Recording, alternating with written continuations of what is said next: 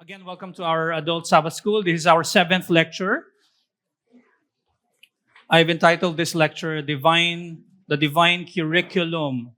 Just to clarify, this lecture is not a study about specific homeschooling philosophy or methodology. So when I use curriculum, I don't mean na yung mga tipong mga usual subjects sa homeschooling or even sa mga Christian institutions. I use the word curriculum in a loose sense, and I put the word divine there to say that every parent has a conferred divine curriculum. Galing yun sa Diyos.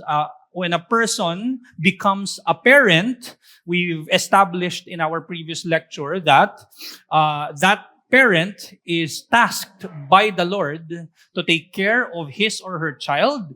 And by taking care, that involves that parent becoming a ruler in the home, but also the primary teacher. So if there's anything that the child needs to learn, necessary information that they need to know, it should come from the parents. According to the book of Psalms, hindi po ba, that God has given an inheritance to every parent, which tells us that every parent must be a steward.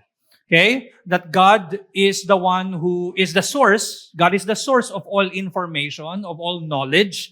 And the parent stands in between, in a sense, that the parent must be a steward of these good information or knowledge, and that he must teach or she must teach them to his or her children.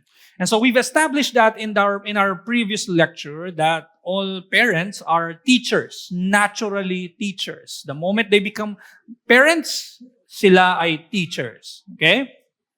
And just as they are naturally teachers, so also the children are naturally learners, right? Diba? We mentioned the term, they are meaning makers. They will see their surroundings, they will look at creation, and as parents, must make sure that they don't just end up saying, okay, this is a beautiful creation.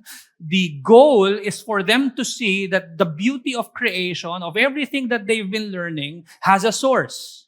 And that is none other than God. Okay, so a parent has that role to teach the children, to show the children of the beauty of creation, whether those would be in the form of tools like mathematics or literature. All of these tools showcase the goodness of creation. And so the parent must point the child to the source of that goodness, to the source of that beauty, and that is none other than our God. And so, in our lecture, we will look at some. Of course, again, this is not an exhaustive list. A parent should be able to teach a lot of things to their children, but nilista ko lamang dito, I would say, yung mga necessary. Okay? Again, hindi ito exhaustive, hindi ko mailalagay lahat. But first, the foundational spiritual knowledge must come from the parent. They will learn spiritual things outside of the home, okay? Whether that would be spiritual in a sense that they're good or they're bad, but spiritual nonetheless. But the parent must be able to, in one sense, control the learnings. Okay? Pwede nilang matutunan ang mga bagay, whether that would, kahit na patungkol sa Biblia yan, pero mali pala, the parent must be able to, pag narinig na yon ng bata, pag uwi niya, the parent must be able to correct that. Okay? Yung foundational spiritual knowledge must be taught by every parent. And so I've just listed some, and again, napakarami pang spiritual knowledge, right? But I think ito yung mga importante. First, yung character ng Diyos. Okay? Holiness ni God, love ni God, mercy ni God, grace ni God. And again, there are a lot of tools to be able to communicate this to the child, whether that would be in family worships or even in discipline, in In corrective discipline, you can teach them that the holiness of God, His character, which is His holiness, hindi lang yon, even His mercy and grace. You have lots of tools, but it's one of the most foundational thing that they need to learn, and that is who God is. Okay, He is holy, His mercy, grace, and all these attributes. Okay? And of course, important then, we know that as Christians, we believe in the triune God, that God is one essence and three persons. And commonly, this is communicated to the children through memorization in catechisms.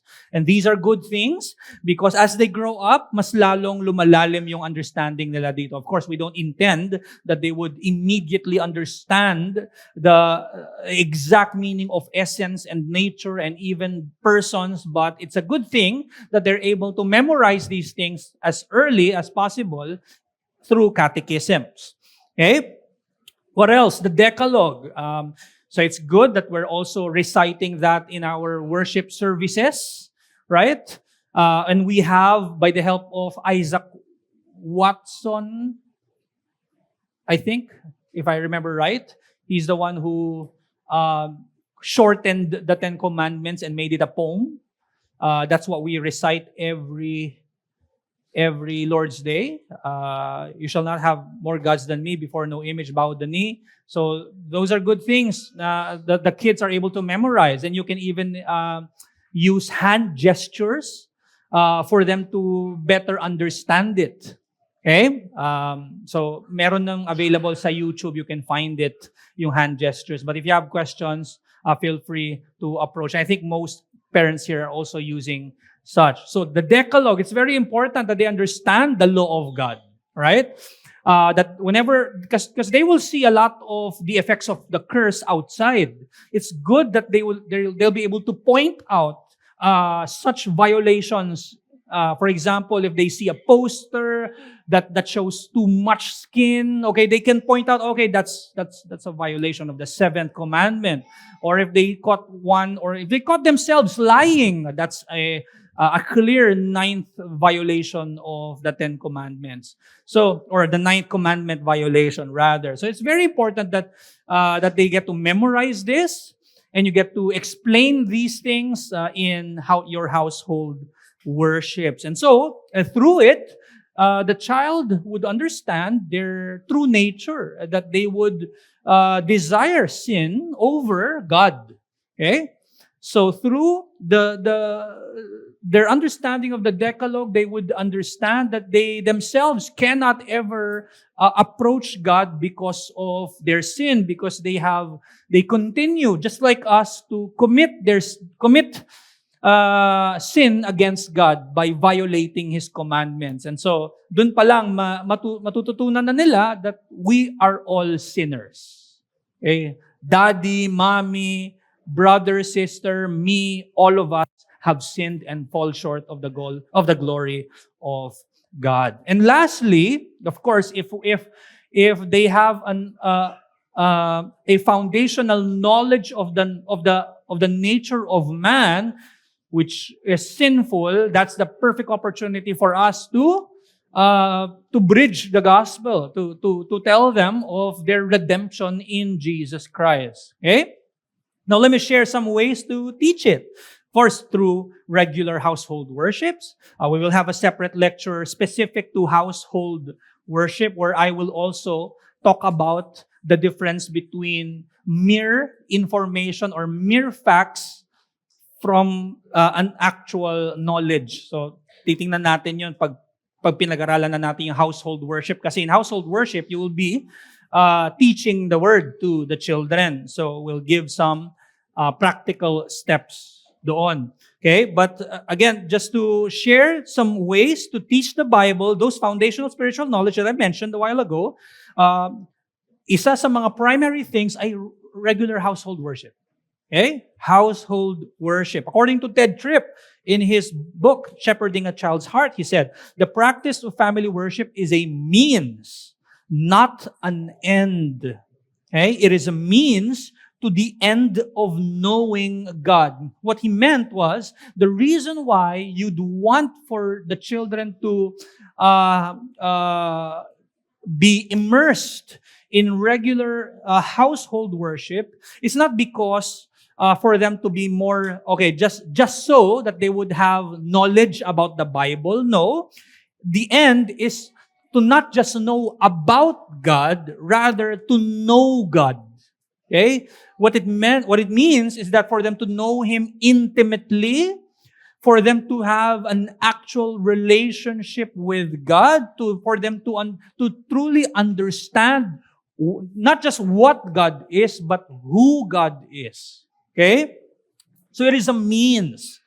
And by being regular, and samahan pa natin ng prayers, mas malaki yung opportunity. We're not saying na perfectly they would end up as believers, because we all know, kahit anong pagplant natin ng mga seeds, sa Diyos nakasalalay ang lahat.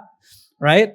But it would truly help them understand, especially when they grow up, at when they truly understand the gospel, mas ma-accumulate lahat ng kanilang understanding, lahat ng kanilang natutunan from family worship in their homes, from their parents. Mas maintindihan nila, mas lalalim ang kanilang pananampalataya. I mean, Lord willing. Okay? The name of the game is not daily family worship per se. It is knowing God.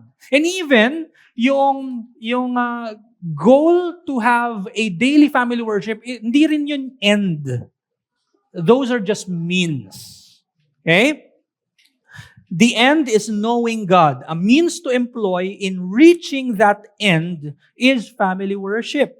You need family worship that connects with your children and their lives. And God also uses such opportunities, family worships or household worships, for the parents to talk to their children about very difficult topics. Meron din tayong specific lecture pagdating sa breaking down such or communicating such difficult topics also with children when it comes to sex, when it comes to death, right? So, through family worship or household worship, a parent can, through the Bible, teach the children about the reality of death. It's something that they cannot, hindi nila malalagpasan yung understanding ng death. Okay? When they go to a house of mourning, may reality of death. Okay? So it must be taught. Not just that, but even sa sex. Okay? We know that everyone will learn about sex. The question will always be, would they learn it outside the home? Of course, there are things that, again, we will talk about this more in the next few weeks. But of course, there's a certain adjustment when we talk to young children, just like the way yung iba yung ating paraan sa mas bata, iba yung paraan natin sa mas adult or teenager na. Same thing, even in handling such contents or information, merong mas, kumbaga, mas lower down natin yung mga words natin. Hindi ko sinasabing the dumb down natin. No, we should not. But at least they get an understanding of the normalcy of sex and how each parent or how each spouse must be able to exercise, or at least alam ng bata na sex is happening in their home. That his or her parents are having sex. It's in fact bad for the child to not know that sex is something that is done by his or her parents. Okay? It helps the child to understand what male and female sex or genders are. Okay? And it helps them understand that sex should be done only in the context of marriage. Okay? So again, through family worship, we cannot miss the chapters in Deuteronomy that talk about God prohibiting having sex with other people uh, other than your spouse. Hindi natin pwede skip yun eh. Hindi rin natin pwede skip yung, for example, Proverbs 15. When you go through family worship and you read Proverbs 5 rather, Solomon is saying, okay, you shall not have sex with a forbidden woman. So we have to read it and we have to explain it to the child. And so these may be difficult topics in the eyes of the world. However, the Bible is clear and it tells us of such prohibitions and it must be communicated to children. And we cannot, right? In family worship, we cannot say, okay, that's Deuteronomy 26 or this is Proverbs 5. Okay, let's just keep this and then let's move to the next chapter. We can't do that. I don't think that's also a good practice to communicate to the children that there are certain chapters that you don't have to read. Right? We believe that all scripture is God-breathed. Okay? So, again, may certain adjustment naman yan when you communicate to children, and not all children are the same. Okay? So what else? So through the regular practice of family worship, they learn how to read the Bible and also to pray. Even prayer is something that is, kumbaga nagiging training ito sa mga bata. Yeah, theologically we know, right? Theologically in the Old Testament, we understand that the Lord listens to the prayers of His children. Right? And so, the back of our heads, we know, okay, someone who rejects the Lord, whether he or she calls God his or her father, we know, according to the Old Testament, echoed by the New Testament, as you are praying in accordance to the will of God, and you wouldn't be able to understand the will of God apart from the Holy Spirit changing you, apart from your faith in Jesus Christ. And so, someone who rejects God, someone who rejects Jesus Christ, whatever word you utter to God, hindi yun aabot sa Diyos because there is no mediator in between who purifies every word that you say. And so, we know, right? Theologically, we know that even if a child prays, we know, we understand yung concept of salvation na God does not hear, in a sense, does not actively accept. I think that's a proper term. But pwedeng i-train ang mga bata. Pwede silang i-train just as they can read the text. A parent can also train their child through modeling and by having them pray. Walang masama doon. Okay? Okay, so through regular household worships, but also through catechisms and Bible conversations. So catechisms provide a systematic framework of Christian doctrine, helping children understand what they are to believe concerning God and what duties He requires of them. Even such catechisms are not an end. Meaning, a parent should not, my child is able to memorize the catechism from 1 to 30 plus. Okay, that's a good thing. But hindi yun yung end. Means ito ng Diyos so that they would know God.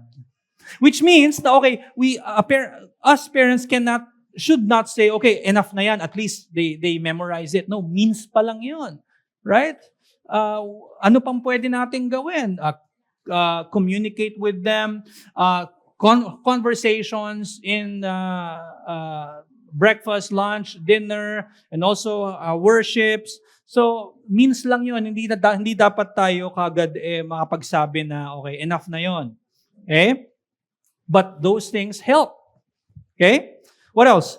Ito, very important, through rod and reproof. So what I mean by this is both formative and corrective discipline. Both types of discipline are duties incumbent sa bawat parent na binigay ng Diyos, ang formative tsaka corrective. Just as in the church there is formative discipline through the preaching of the gospel, in the home there are also formative disciplines through what? Through family worship, through Bible conversations, and then reproof. There must be a corrective type of discipline. Yeah, there's spanking primarily, but there are other disciplinary forms. Okay? In fact, we will deal with this specifically sa isang lecture, but I want to say it also, na the Bible presents this in a way na hindi pwedeng rod lang at hindi pwedeng reproof lang. It's clear in Proverbs chapter 29, verse 15, the rod and reproof give wisdom. Okay, both. But a child left to himself, meaning left to himself without reproof, without rod, what does Solomon say? Brings shame to his mother. Okay, ibig sabihin, mapapariwara ang isang bata. Hindi masasabdu ang kanyang will.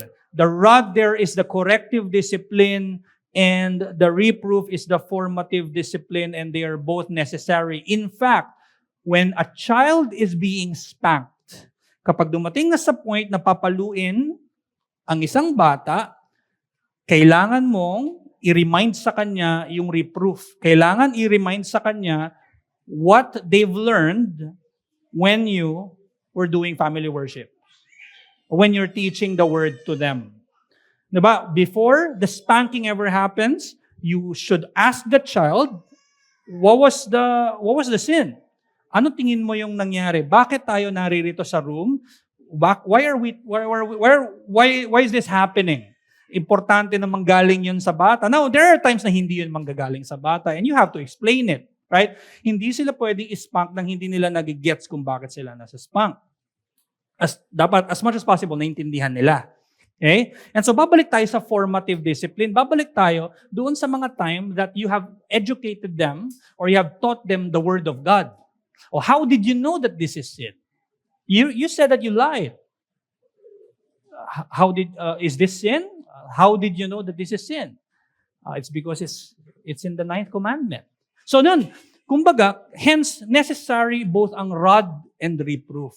Okay? Hindi lang rod, okay, ginawa mo to, eto ginawa mo, eto yung solusyon dyan, papaluin na kita, tapos. Hindi.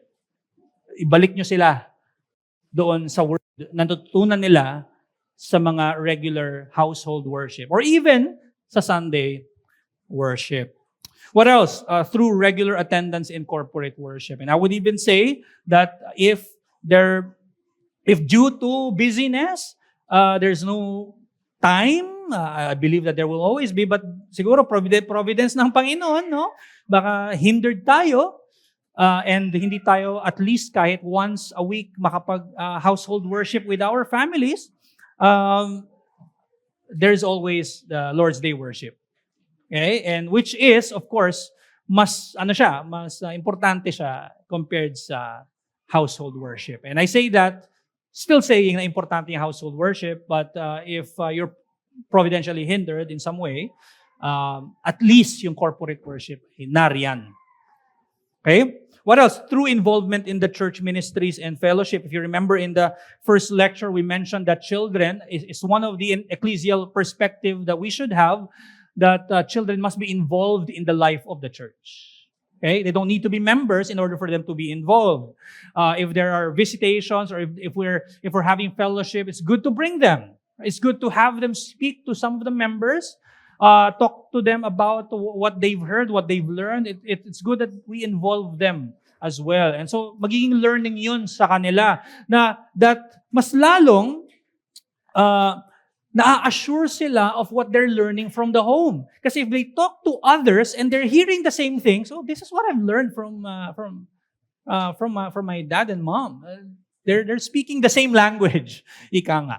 Okay? It's a good thing. It's a good learning also sa mga bata. Secondly, what should we teach them? So apart from foundational spiritual knowledge, dito na, yung mga next na items natin, you would think that, okay, this is too external, right? This refers more to the external behavior of children. And I think partly true.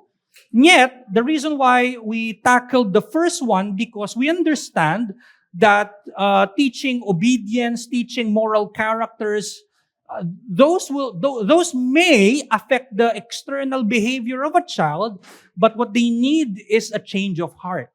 And only the spiritual knowledge, character of God, most especially the gospel, their understanding of sin, and then their salvation in Christ, the gospel, dun lamang magkakaroon ng change of heart.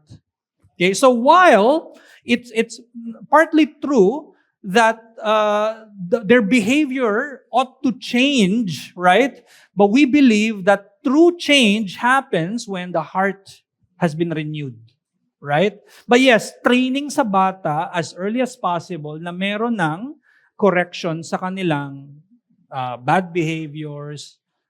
So, kailangan pa rin natin. These are things pa din na ituturo ng mga magulang sa kanilang mga anak. So secondly, obedience, respect, and submission to authority. Now, clear in Ephesians chapter 6, it tells us, children, obey your parents in the Lord, for this is right. How would they know their role as children to obey their parents? How would they know that obeying their parents is actually right?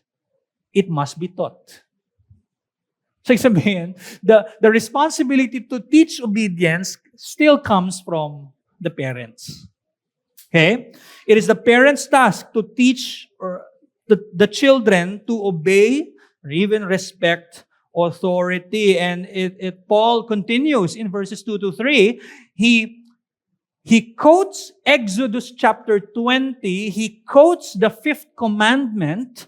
And he says, honor your father and mother. And he says that this was the first commandment given by God through Moses that has a promise that, in fact, if you obey your parents, it would be good for you.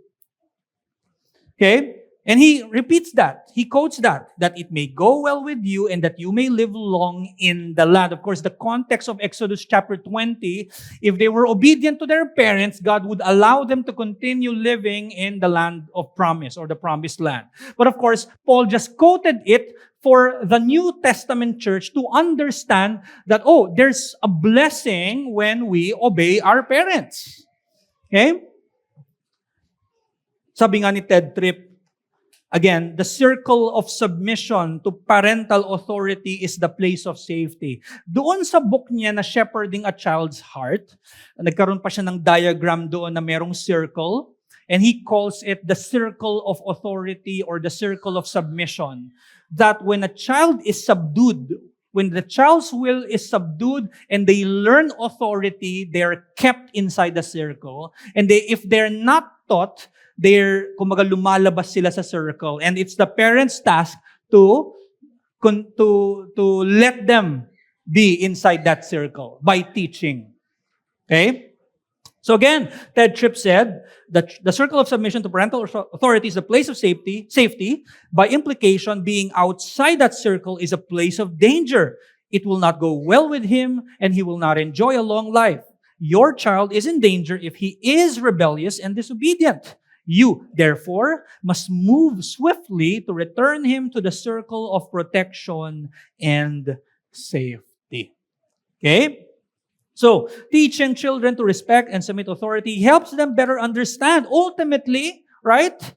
To understand the lordship of Jesus Christ. We mentioned this a few lessons ago, that when we teach authority to the children, ultimately, we're teaching them that when they grow up, there's a better authority that they need to submit to. Okay? If at an early age, the child is not taught authority, magkakaproblema sila to understand, kasi mas holy ang authority ni Christ. There are prohibitions, and a child may grow up loving or entertaining sin, and when he or she finds out that Christ hates sin, baka mahirapan mag-submit dito sa greater authority na to. And so training 'yon sa bawat tahanan. Okay? When we teach them obedience or authority. Of course, there are a lot of tools again. Even family worship, discipline, these are tools for them to understand the role of the parent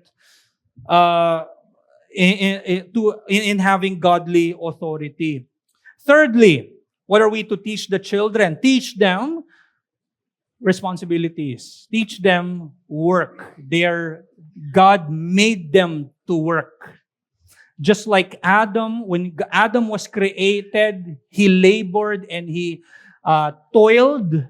He protected the garden prior the entrance of sin. He was called rather to protect the garden. He was called to be a worker, to be a gardener. He was called by God to subdue the creation. He was called by God to have dominion over all things. So even before sin entered the world, which tells us that work was not an effect of the entrance of sin. Rather, work was a creational mandate that God created us to live here on this earth, and to live here is also to labor, to work. Okay? And so, ang mga bata, they're gonna grow up. They're gonna grow up, and whether you like it or not, they will work and they have to. They have to live. And so at an early age, we can teach them to work. Okay? And we must. Letting children work in the home is a training tool. It is a primary vehicle for teaching responsibility because it makes children feel also, on top of, it's a mandate by God. Kumbaga, bilang tao, kung ikaw ay nagtatrabaho, you would feel that, kumbaga parang, you feel that you are a human being. And you feel less human if you don't do anything. Okay? And so, it makes children feel needed, feel valued as well. And so, children should be taught that the family is a community where everyone must carry their fair share. It's not always mommy and daddy. Okay? They too must help out. Of course, again, just a clarification, nakadepende yan dun sa edad ng bata. I mean, you don't ask a 2-month-old child to do anything. Nakadepende yan, right? Nasa magulang naman yon. Okay? Pero, again, the principle, it's important for us to understand this principle that they need to be trained at home. Hindi sila matitrain sa labas. Well, it will happen, pero dapat mauna yon sa atin. Okay? This also means that parents must give appreciation and show gratitude when work is done. Now, maganda din yun. I am reminded of Hebrews that we are to stir up one another in good works, right? Walang masama to appreciate a brother or a sister. Uy, praise God dun sa, sa help mo, thank you. Kasi if you receive such, hindi yun compliment, it's an appreciation, you would think, okay, I'm doing something good. So it's important also for the children to understand, okay, this is good pala. Right? But note, not all the time. And it's nasa sa inyo yan to manage it. Kasi there's always, there can be a problem pag every act naglinis, uy, praise God, thank you appreciate. Tapos nagtanggal lang ng kung ano, uy, thank you. Mag-grow naman sa bata yung maari nilang hanapin yon. And so again, kailangan nating ibalanse yan.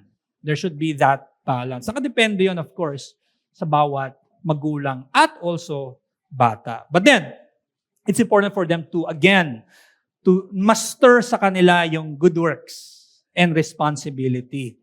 So when children are bored, ito yung kalaban ng pagiging responsible. Boredom.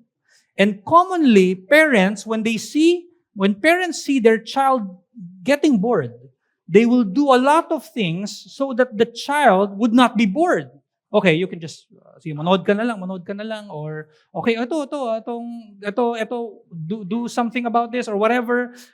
Gagawa na para ng magulang, para lang hindi maging bored ang bata. Pero, we have to understand that it's fine for the child to be bored.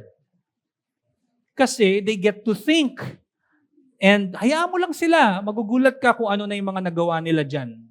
Maraming kalat, yes. But that's fine. Umandar yung kanilang imahinasyon. At kung ano yung mga ginawa nila. Ilayo nyo lang sila sa mga matutulis na bagay. Right?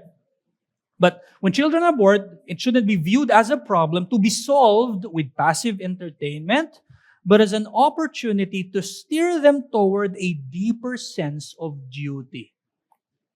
Okay? And I'm just giving such examples here. For example, household responsibilities, assign age-appropriate chores to teach children to carry their share of the family load, like preparing things before dinner, before lunch, or even yung paglinis afterwards, as simple as sweeping, that's good. Cleaning, washing dishes, kung kaya, welcoming guests. There are a lot of things that a parent can think of. Okay? Financial stewardship or stewardship of possessions. There may be times when you will want to teach handling of money by giving them some allowance and allowing them to manage it. Okay? Kasi of course, hindi man nila mapapractice yun kung wala sila ng actual money to manage it. Okay? Stewardship of possessions. Again, age-appropriate pa rin, no? Train children in basic saving and with a constant fear of overindulgence. Okay, common sa kids, yung wanting a lot. Even after eating, gusto pa nila ng snacks. That's common sa mga bata. Okay? Pero pwede rin, ang parent would decide to, okay, not always. Not always. They need to understand also, kasi baka train naman sila sa overindulging. Okay, that every time they eat, they have to have like an ice cream or chocolate afterwards.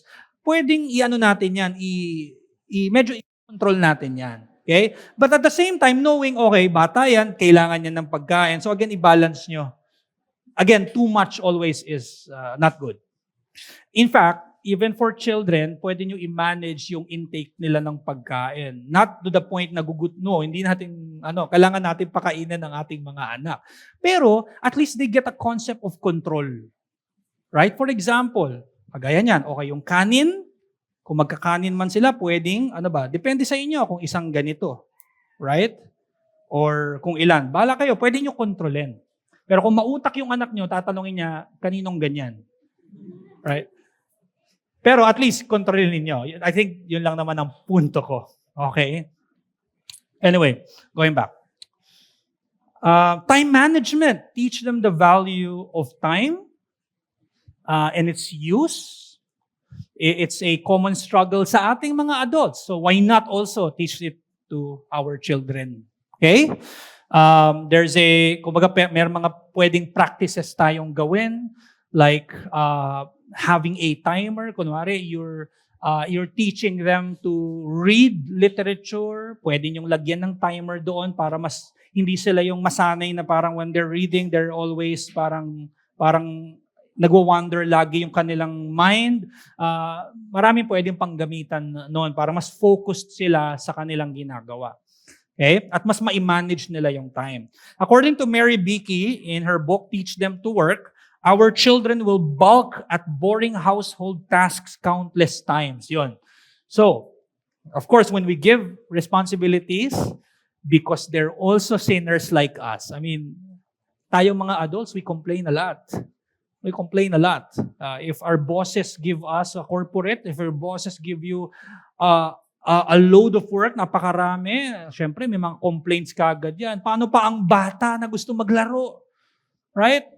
Meron at merong complaint na lalabas yan, whether in words or in actions. Okay? It's important that a parent would be able to catch it. Okay? Not immediately spanking. Hindi, pwedeng hindi kaagad, pero at least catching it and reminding them. Okay. Maganda yung example ni Mary Beakey dito. Sabi niya, but if we allow their unhappiness to influence us as parents to do the mundane tasks because it's sometimes easier than listening to whining, then we deprive our children of the joy of service and the fruit of a humble heart. Remember, whining needs to be met with more work so that our children realize it's not worth it. Pwede mo rin gawin to.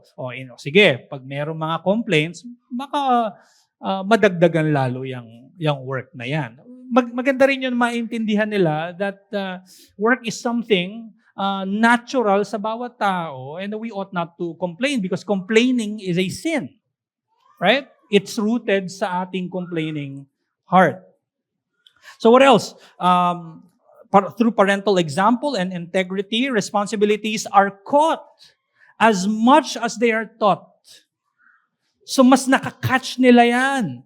That they're more motivated to be responsible because they should or they're seeing it sa kanilang mga magulang. They're catching it. And so if they're seeing the opposite, what do we expect? Of course, magiging yung response nila pagdating sa responsibilities would be how their parents also respond. Okay?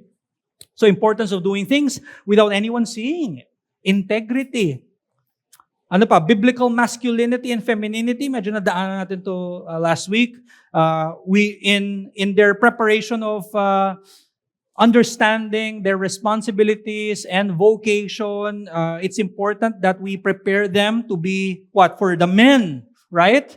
For the boys to be protectors, to be providers in the future, to be leaders, allow them to think. For the girls to be helpers, to emphasize modesty in how they dress, in how they communicate, in how they treat boys as well.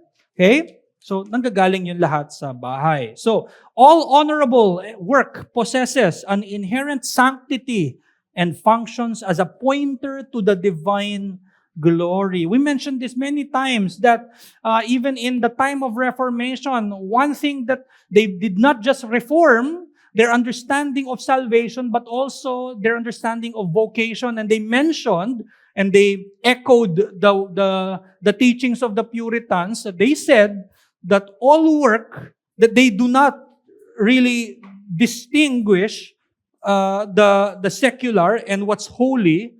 In the time of the Reformation, they're saying, no, all work are sacred.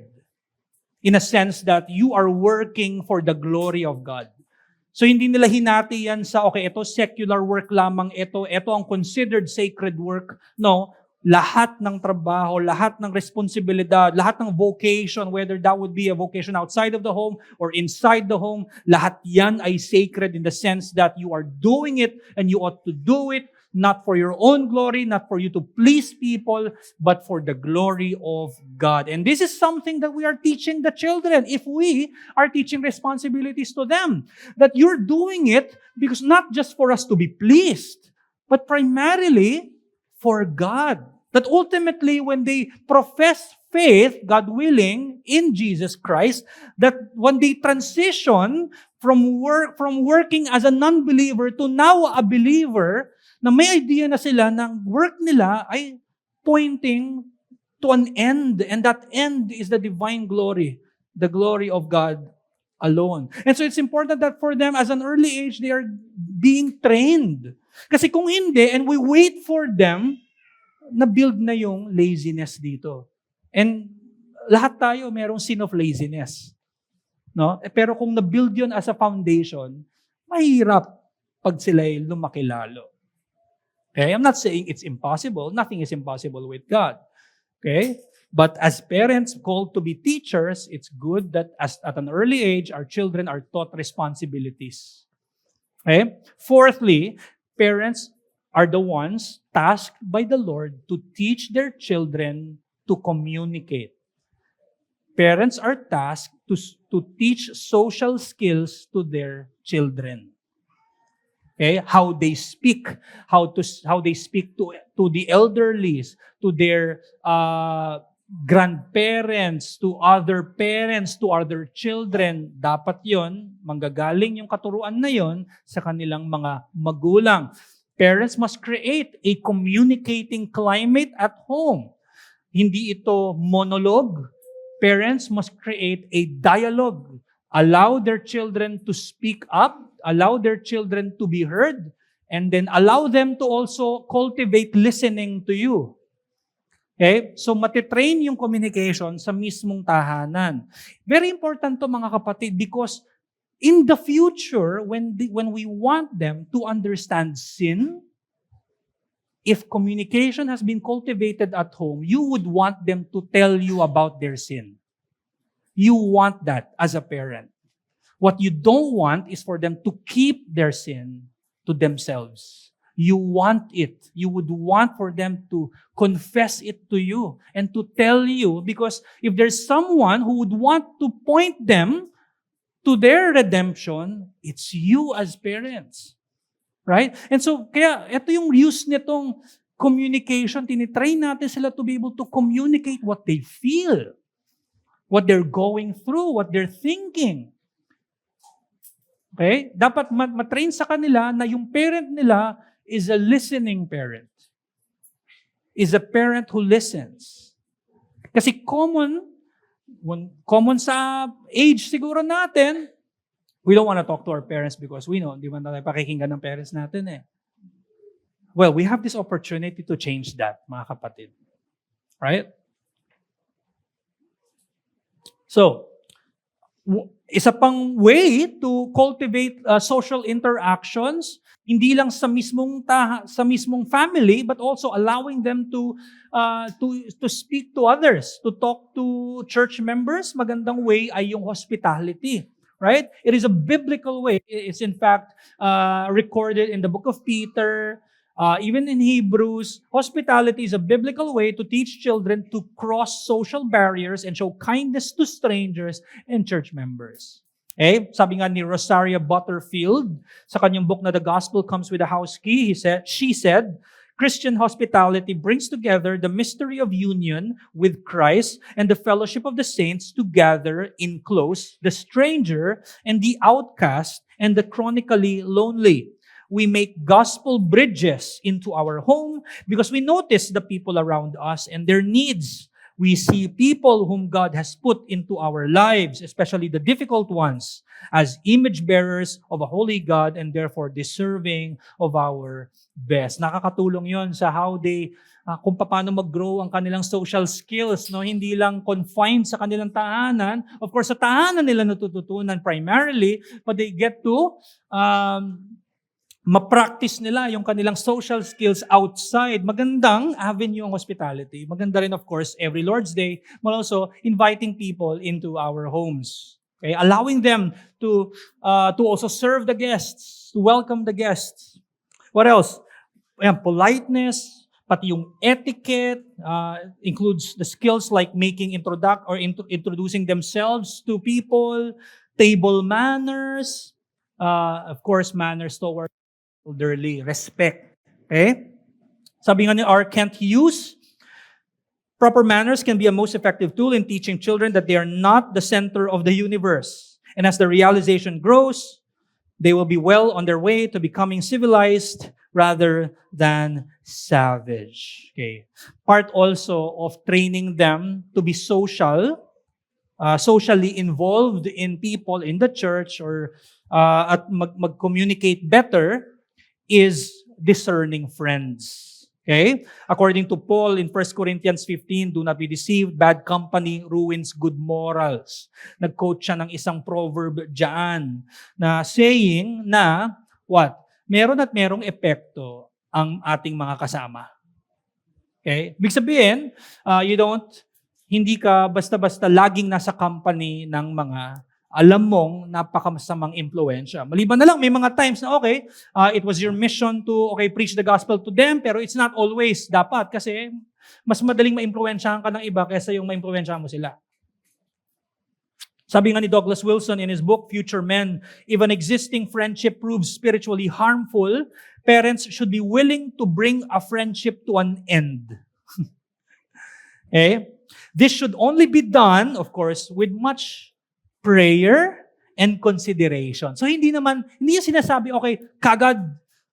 Pero again, if it's obvious at merong obvious na influence, it's always better to discern. At such discernment comes from the parents. Okay? And after other solutions have failed, according to Douglas Wilson. What else? Part sa ating pagtuturo ng communication sa mga bata is yung prohibiting the sin of the tongue. Common ito. Alam nyo, ang gossip, mas natututunan ito sa mga tahanan. At yes, sa labas, definitely. Pero commonly, sa loob ng kanilang tahanan. Right? If parents talk about other people, they will hear it and they will know it. They would deem it as normal. They would also imitate it and would do it. Okay? So, be warned dito. Okay? It can be unconsciously taught in the home. And so, training them socially helps them realize their need to be in a community, in a Christian community kumbaga, they're able to talk about Christ to them. And we, as parents, we're comfortable that even fellow church members, kumbaga, komportable tayo na mga kapwa nating kapatid ay able to talk to our own children. Kasi we're all trying to pursue one-mindedness. And we're all being taught the same word from the pulpit. And so we're confident that even though ang ating mga anak ay may kasamang kapwa miyembro natin, hindi natin iisipan teka, ano bang mga tinuturo nito? Hindi natin iisipan ng masama. Nasa side of grace kagad tayo lagi. Kapatid to sa pananampalataya. I'm confident that, and it's a good thing that they also learn from other people at hindi lang sa mga parents. Okay, fifthly, even yung pag-iisip, yung thinking, intellectual skills nila ay matututunan nila sa tahanan. You shall love the Lord, your God, with all your heart, with all your soul, and with all your mind. Okay? Even yung love natin sa Panginoon, meron siyang kasamang intellectual. We know, we are able to understand, we're able to think. Okay? Kumbaga, hindi siya, we don't just love God just because our parents love God, or hindi siya implicit kind of love that we're confessing love because the others are also confessing love. No, we understand who our God is. That's yun yung ibig sabihin ni Christ dito, that we must love God with all our mind. And so ibig sabihin, it requires a lot of thinking, it requires a lot of intellectual exercise. Those things are taught in the home. Okay? Parental instructions should go beyond mere facts to teach children how to dissect ideas, helping them understand logic. Okay? Okay, we read this, for example, okay, we read the book of Job, right? We're reading the book of Job. Okay, they're able to narrate to us what they've learned from the text. And then they're able to hear from us as we've explained it. How do we bridge it doon sa age-appropriate na experience nila? Job having friends trying to comfort Job, and Job tells them, "You are miserable comforters, you all." How do we bridge that to the children? Paano natin yun ma-bridge sa kanila, maiintindihan nila? When the other children are also down, you can definitely comfort them, but do not be like the friends of Job na basta makapag-mention lang sila ng patungkol sa Diyos. No, you have to understand what they're going through. Yun yung na-miss ng mga kaibigan ni Job. And so, mabibridge natin sa kung ano yung appropriate sa age nila. And of course, we have to tell them that there's a much better sympathizer, and that is none other than Jesus Christ. Right? And so, yun, kumbaga, and you ask them, no? Pwede natin sila tanungin, have you, have you thought of things that made you sad? That try natin lumabas sa kanila kung meron silang mga experience o mga thoughts that made them sorrowful. Hayaan natin sila magsalita, maging dialogue ito. Okay? Hayaan natin sila mag-isip. Okay? What else? Sabi ni Joel Beakey, our intellectual goal in child rearing must not be simply to instruct our children in the contents of the Bible, but to encourage them to think biblically about God, their faith, their lives, and the world around them. We must teach them that they owe their minds to God, and that they must develop and use their mental powers for His glory. That means we must put doctrinal substance in our family worship and other times of interaction with our children, encouraging them to engage thoroughly with what they hear and learn from God's Word, and to respond with faith and obedience. Okay? Second to the last, yung kanilang values, matututunan din yon, of course, at home. moral character. It is a divine mandate for parents to teach morality, to deliver them from the natural folly of their own hearts. Okay, it's good that you let them appreciate or understand the common graces. They're able to wake up every morning. They have food on the table, that they get to appreciate that these things come from God, that it should be that must cultivate in their hearts. What else? Contentment. Like I said, ang mga bata, marami silang gusto. Okay? There are times that you would want to, kunwari, at least regaluan sila, wala namang masama doon, pero again, you have to beware, baka mag-grow sa kanilang materialism. Importante that they understand that there are things that are being withheld, that they ought to be content. What else? Truthfulness, pagiging honest, matututunan yon primarily sa tahanan. And of course, sexual purity as well. So, this is very important as well, mga kapatid, when it comes to teaching them moral character, and there will always be bad behaviors. Not necessarily sinful. There are times sinful, pero merong times na behavior is bad because of their being because they're children, but bad nonetheless, that it may hurt others, and we may find them cute because they are cute. Do not laugh. Any ounce of smile in a child's act of bad behavior may be a sense of approval in their eyes. So medyo maging careful tayo doon. Okay? So maging careful tayo kapag merong bad na ginawa. Siyempre nakikitan tayo. Teka, this is something that is done only by an adult, but this is done by a child. That's funny and that's cute. Be careful. Okay? And maging wary din tayo bilang church members kasi kapag tayo may mga nakikitang anak ng iba at tayo'y tinawanan natin yung kanilang ginawa, baka hindi natin matulungan yung parents. Baka mag-instill sa bata, okay pala to, funny to.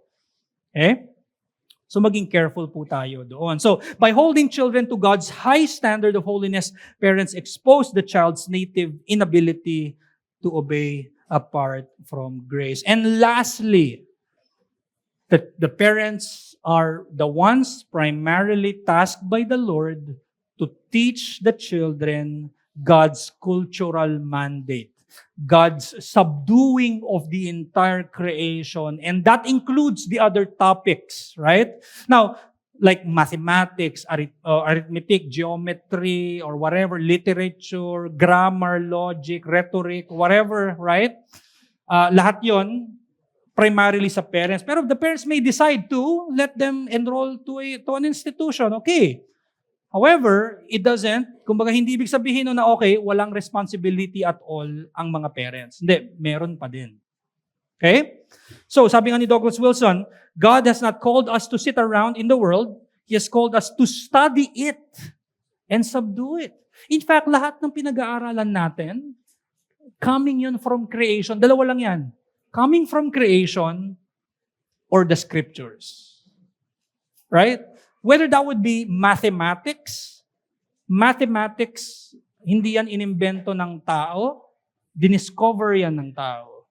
Lahat ng kinreate ng Diyos ay may patterns. If you look at a leaf, meron mga pattern yung leaf. And bawat pattern na yan, merong kaakibat na mathematical equations yan. So, ganun katalino ang Diyos. Even yung mga distansya ng mga table, mathematics or geometry, lahat ng ito ay tools to describe the distance. Right? And so, lahat yan, ma-attribute mo sa Diyos. Right? Lahat yan. Yung spiral ng seashells, yung mga clouds, they have patterns. Ganyan ang Diyos na may order. Ito pa yung ito pa yung overwhelming dito mga kapatid. Imagine niyo yung anatomy. Imagine mo pa yung katawan ng tao, kung how complex it is, and imagine the fact that there's no specific people na sobrang magkapareho. Right? Siguro sa itsura, pero even sa loob-loob nila, hindi lahat, walang parehong eksaktong parehong tao. Ganun ka-complex, ganun kagaling ang Diyos natin in His wisdom. Right? So, lahat ng ito, sa pag-aaral ng science, pag-aaral ng geography, mathematics, and when a parent teaches these things, lahat yan must point to the Creator Himself. And if we don't, may lacking doon sa teaching. Okay? Meron. So, training in these principles of learning include reading and writing, and they are considered the foundation for all vocations. Yes, they can use it in the future, but primarily, we're all discovering creation. Now, meron pa akong isang pahabol, mga kapatid. Imagine ninyo, ang existence ng mundong ito ay 6,000 plus years. Right? By the way, young Earth creationist. Ang mundong ito ay 6,000 years young, right? And yet, humanity has not yet exhausted everything.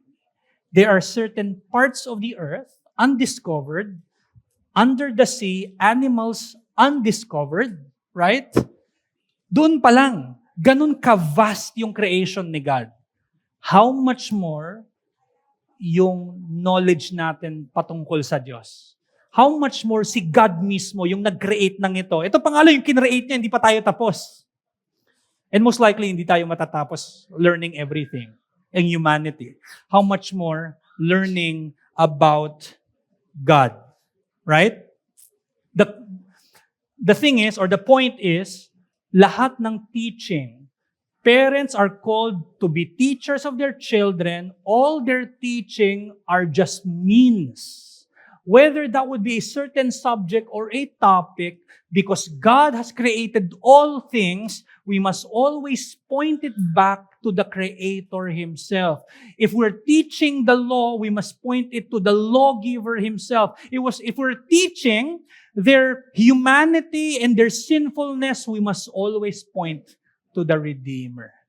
Okay? Our teaching must present a world that has a Creator, a law with a lawgiver, and a redemption with a Redeemer. Children must learn that Christ is the one who made them, rules them, and alone can save them. Lahat ng ito ay means lamang ng Diyos to ultimately know Him. Okay? So that ends our lecture. Lord willing, if we're going to discuss this series again next week or next week, mas ang next lecture po natin ay patungkol sa household worship, which is the central plank of all parenting. Few questions before we end. Yes, brother.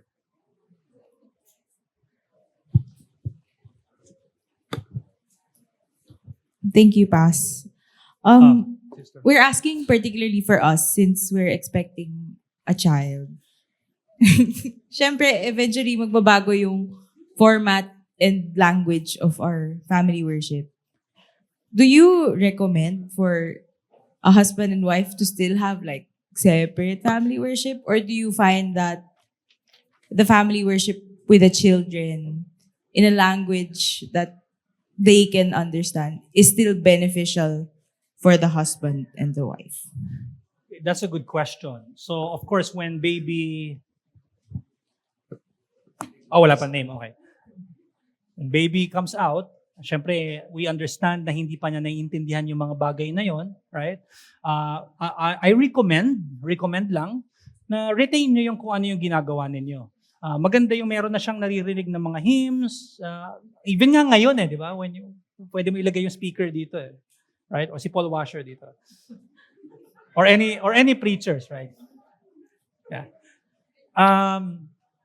Retain nyo yun. Kasi una, you know na hindi pa naman niya magigets yun. Retain nyo yung usual ninyo. Pero pag umabot na siya sa, nakikita nyo na nakaka-catch na siya ng kahit mga, meron mga patterns na na pag ganun na siya ng singing. I would say yung way of family worship niyo, retain how you talk, pero pag umabot na siya sa point na kaya na niyang makapag-converse, I would suggest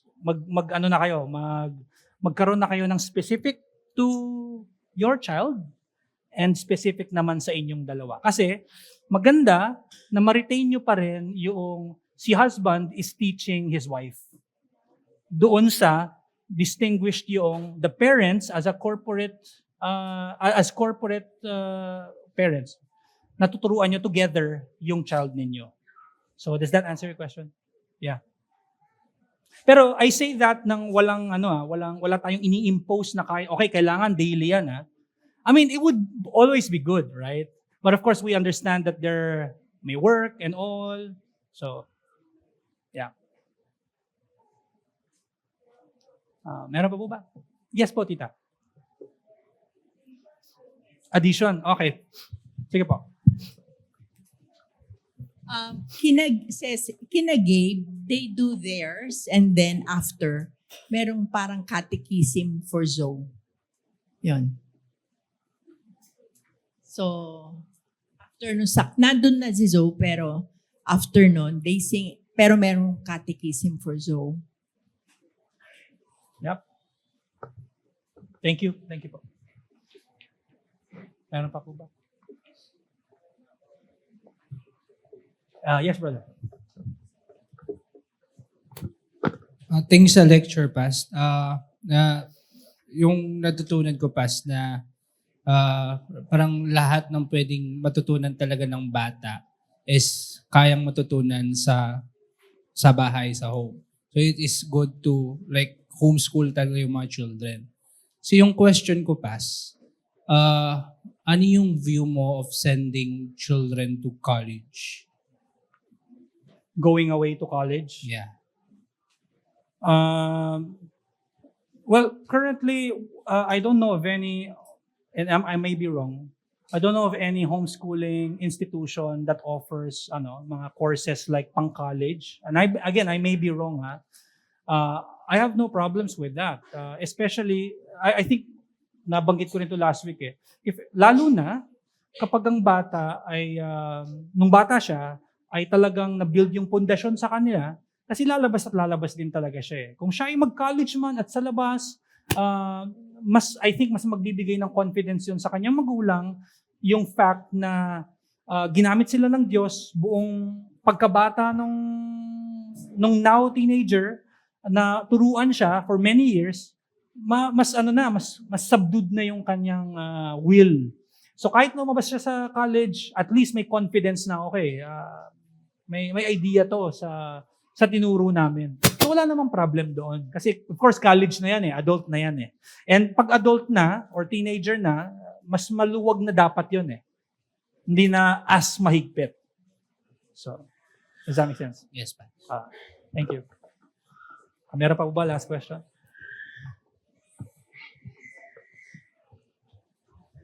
All right. Yes, Jace. No? Okay, sige, pray po tayo. Let's pray. Our Most High God and Heavenly Father, thank you for this opportunity. Pray, Lord, for the salvation of all kids who are here. Panginoon, salamat at Lord, biniyayaan mo ang local church na to ng napakaraming kids, babies, pregnancies. Panginoon, tunay na blessing yon. Nawa ma-appreciate namin yon. We don't just appreciate the life that you've given, but also the responsibility, Lord, na ito ay the fact na binigyan mo kami ng maraming kids dito sa church na ito, binigyan mo rin kami, Panginoon, as a church, ng responsibility na i-point ang bawat bata kay Kristo. And so, Lord, bigyan mo kami ng strength, encouragement to do it, and Lord, may you save all these children. And Lord, we lift up to you our 3 p.m. worship. Dalangin namin na maging beneficial ito sa amin. At Lord, mapalakas kami ng iyong salita. So salamat po. Ito ang aming dalangin sa ngalan ni Jesus. Amen.